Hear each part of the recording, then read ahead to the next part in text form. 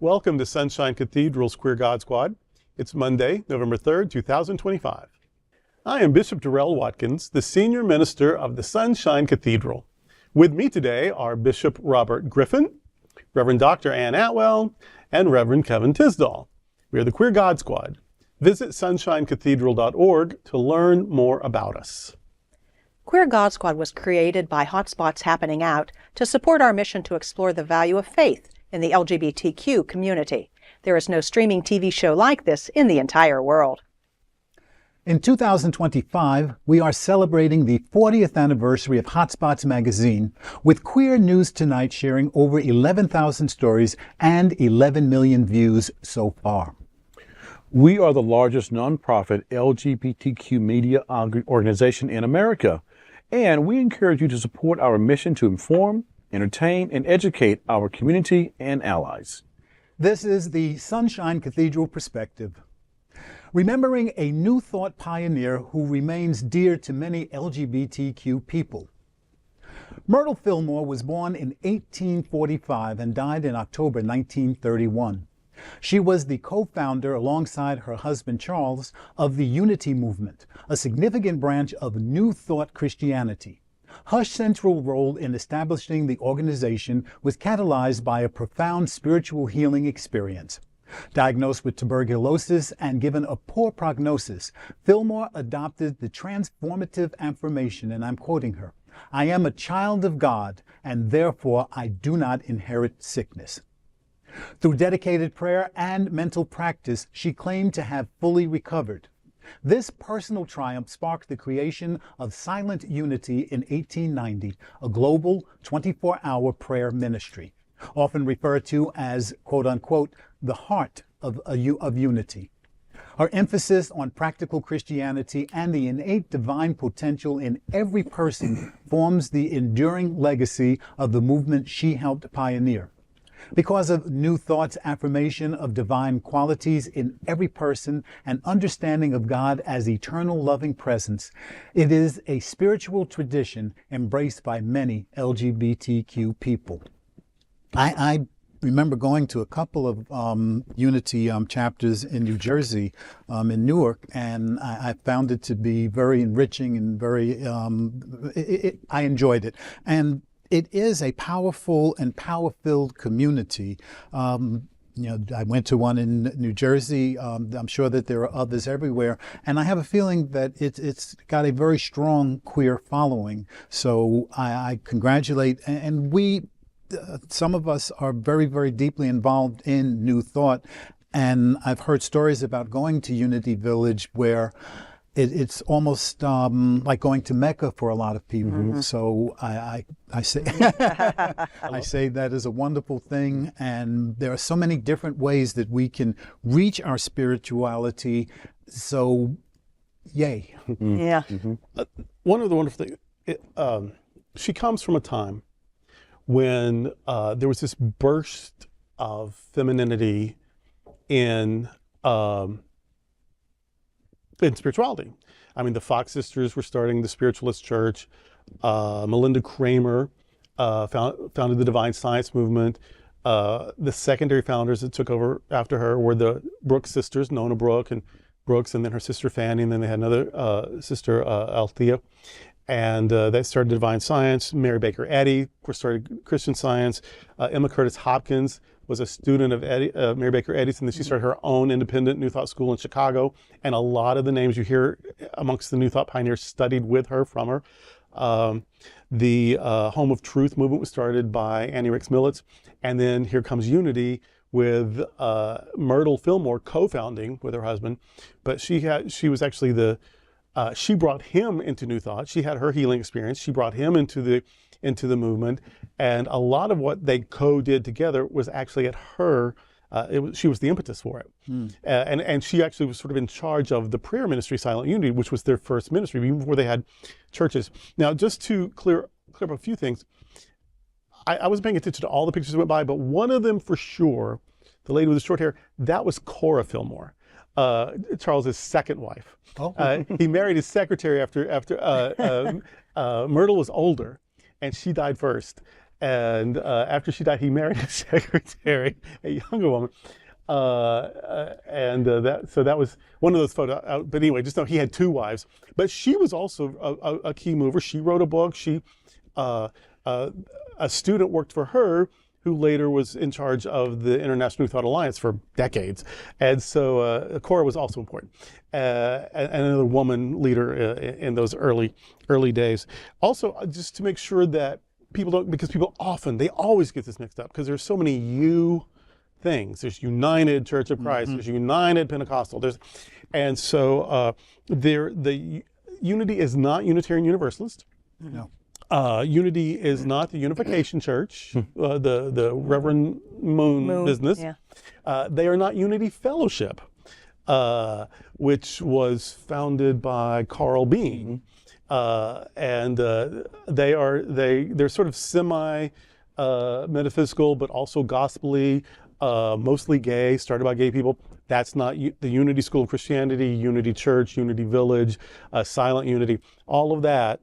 In fact, Unity got in trouble eventually because of racism. It's the 30s, 40s, 50s, Midwest. And the reason there is the Universal Fellowship for Better Living is because their founder had to room. She was the first person to ever be in the dorms there, but she couldn't be in the dorms proper. They gave her a broom closet that she converted into a dorm room. Her mother stayed with her because her mother wouldn't let her go to that place, that all-white place by herself. She couldn't use the swimming pool. And so she took all the Unity principles, started her own church. Originally it was a Unity church, and Christ Universal Temple, Johnny Coleman. And then that church became a movement of its own. It's Fillmorean. It looks exactly like Unity, but it's the Universal Foundation for Better Living. And it was a response to Unity's racism. Now, I think they've largely atoned for that. There's a lot of black people in Unity now. But just so it's not the Universal Fellowship for Better Living or Foundation for Better Living, although their spiritual principles are identical. It's not the Unification Church. It's not the UUA. It's not the United Church of Christ. Unity is its own thing, even though there's a lot of words out there. And some of them may even be similar. But Unity it comes around about the same time as Home of Truth, divine science, Christian Science, and all those things. Religious science actually came a bit later. But so these are little details that make me good at trivia games that nobody else cares about. But it's just, you know, It is important. I'm just that guy. I'm just that nerdy guy that's like, well, you know, the short hairy lady ain't her, and you know, UUA ain't Unity, and you know, whatever. So forgive me for that, for being pedantic or whatever. But it's I'm a New Thought guy, so you know, I get passionate. Well, I think one of the things I like about this story is I reflected back to the one time I got to go to Unity Village. A very nice campus, very nice. You know, it's almost like when you're walking through the water fountains and the campus and everything. Beautiful. It's very peaceful. I mean, it's almost like you're out in the desert and there's this place, and it's Unity Village. And I remember the person who we knew there at the time was actually took us by the 24-hour prayer ministry place, which not everybody has access to that, but because of who he was there.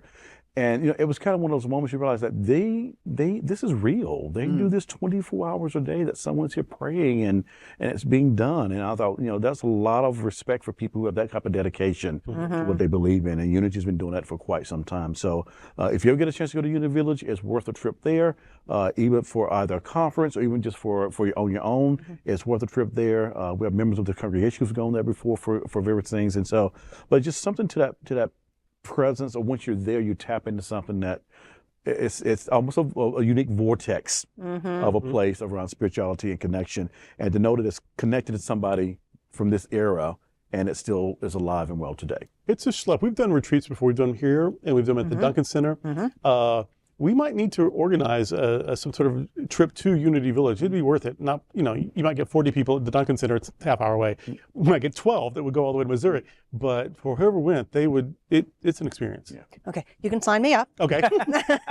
I will be there. I have a great appreciation for that because we talk a good bit about unity here at Sunshine Cathedral. Myrtle Fillmore, Charles Fillmore, we hear of them and we hear the quotes. We hear what they've done, their life's work and what it was. And it makes an impact on our community. A lot of people, they'll walk out of here and they'll recognize, oh, I've heard that. I heard that at Sunshine Cathedral. And that's part of this.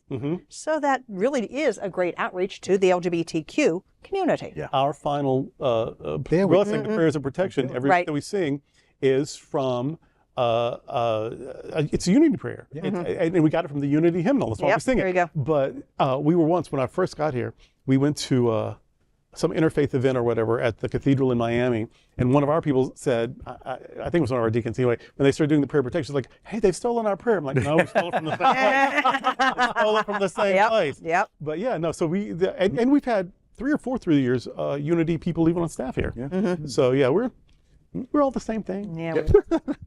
Truth is truth, love is love. Yep. That's it. All right. Amen. And that's today with the Queer God Squad. Before we go, I want to invite you to check out our Performing Arts series. Sunshine Cathedral Center for the Performing Arts has a great acts lineup for the 2025 and 2026 season. Here is a taste of what's coming up. On November 7th, we will welcome back Miss Coco Peru in Fuck This Shit. If this show is like her other tours de force, there will be storytelling, laughs, singing, and a moral to tie up the evening. Or maybe this one is entirely different. You'll have to come to the show to know for sure.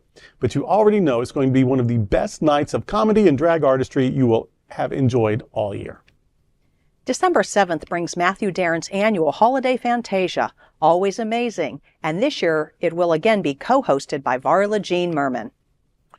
And in 2026, there's already some great shows lined up, such as Selections from Pearly, a musical based on the play Pearly, Victorious by Ozzie Davis on February the 7th.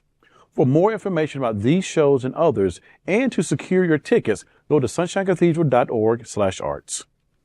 Please like and share this episode on your social media and look for Sunshine Cathedral on Facebook or Instagram. You can also like our individual pages on Facebook. Remember to visit sunshinecathedral.org frequently. There you will find Bishop Talk, where Bishop Durrell and I interview queer religious leaders, activists, and scholars. Thank you for joining the Queer God Squad today. We are here daily at 3 p.m. to have some fun and to discuss what our LGBTQ community is talking about. Sunshine Cathedral is the world's leading progressive queer church. Progressive, queer, and God are words that naturally should go together. Remember that we are all in this together. Also remember, you are God's miracle, not God's mistake. Until next time, we are the Queer God Squad. Goodbye.